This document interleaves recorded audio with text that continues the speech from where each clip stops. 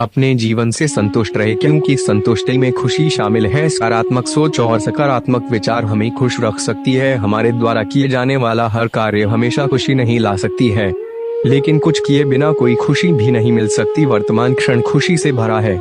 यदि आप चौकस हैं तो आप इसे देखेंगे। भगवान कृष्ण ने अर्जुन को युद्ध के दौरान गीता के उपदेश में बताया था कि किसी भी मनुष्य की परिस्थितियां चाहे कितनी भी खराब हो, वे हमेशा एक जैसी नहीं रहती। परिस्थितियां बदलती हैं, इसलिए मनुष्य को हिम्मत नहीं हारना चाहिए।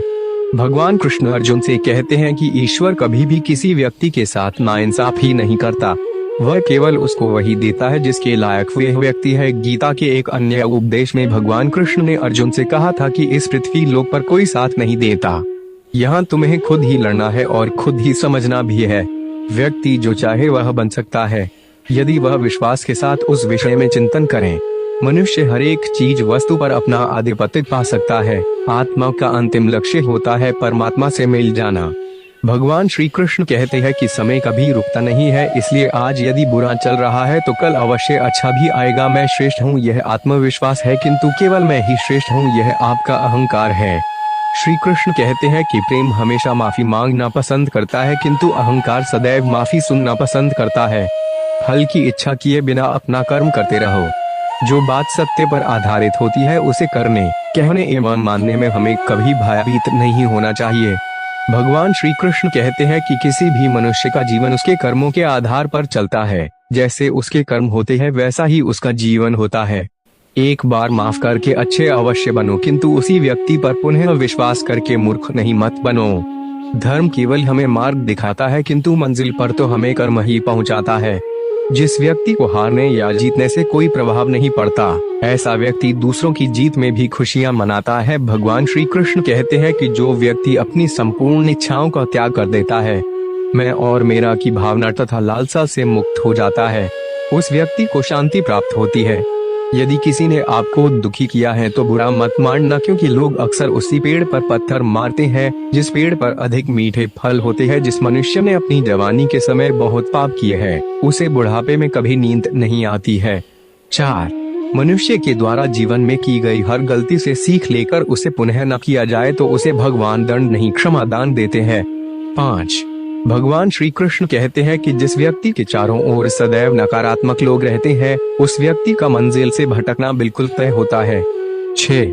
आत्मा देह को उसी प्रकार से त्याग देती है जिस प्रकार मनुष्य अपने पुराने वस्त्र उतार कर नए वस्त्र धारण कर लेता है।